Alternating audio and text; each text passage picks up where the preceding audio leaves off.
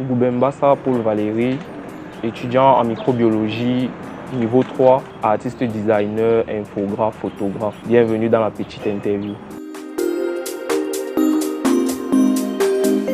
Le design est un métier que vous avez embrassé au détour de vos études. Comment avez-vous appris les notions d'infographie? J'avais des potes qui faisaient des affiches pour les coopératives. J'étais bien ébloui par ce qu'ils faisaient. Je me suis dit, pourquoi pas moi?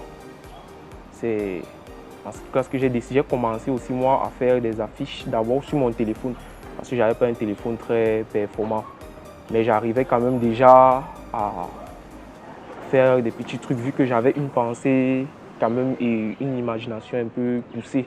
Vous ne pensez pas qu'ancrer comme ça, forcer la porte dans le métier d'infographie, c'est un peu usurper ou alors brader le métier d'infographie? J'ai voulu finir d'abord avec ma licence en microbiologie pour l'année prochaine faire une formation réelle en infographie. Vous faites des études de microbiologie et vous rêvez de devenir infographe. Qu'est-ce que la microbiologie a de commun avec l'infographie ou simplement vous rêvez d'avoir un diplôme que vous allez garder dans votre tiroir? En microbiologie, on voit plus la forme des parasites, comment les parasites agissent.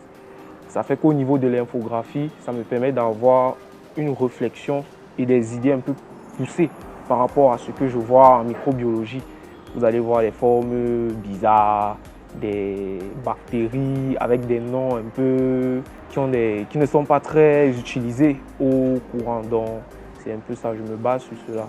Métier de designer, quelle est la spécialité que vous faites? Je suis le plus créatif au niveau des motifs de mes logos. Je vais toujours sur la base de valoriser l'Afrique.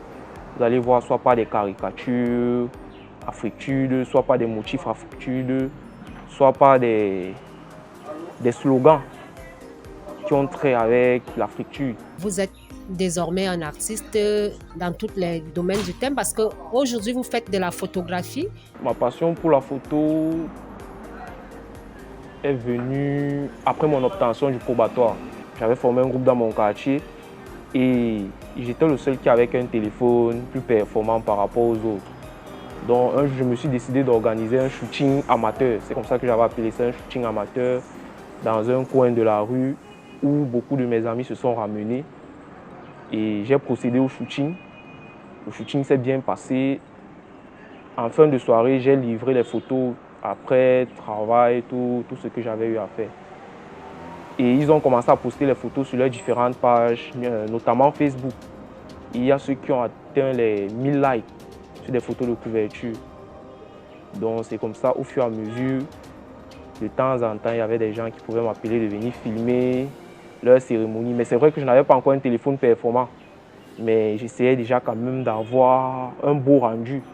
Bon, jusqu'au moment où je me suis battu pour avoir un téléphone quand même plus performant que ce que j'avais dans le passé. Bon, et maintenant, le travail est plus pro quand même. Vous qui avez déjà la photo comme passion, vous ne pensez pas qu'il serait nécessaire de vous procurer un appareil photo professionnel pour mieux rendre ce que vous aimez? J'ai aussi cela en projet, de me procurer un appareil et de faire des formations. Parce que je suis entouré de mes amis qui sont aussi des photographes. Donc on a eu des petites discussions sur lesquelles il faudrait que je vienne dans leur studio pour avoir rien, d'abord la base. D'abord la base parce que c'est vrai que je peux faire de belles photos, mais il faudrait avoir une base parce que devant des aînés, il faudrait bien connaître certaines choses de la photographie. Paul Valéry vit aujourd'hui de la photographie et du design? Je peux dire que je vis de cela. C'est vrai que ça ne paye pas encore réellement, mais je ne me plains pas.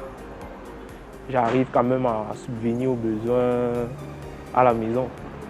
Parce que j'ai beaucoup aimé ça dans ma vie, parce que je suis le style de garçon.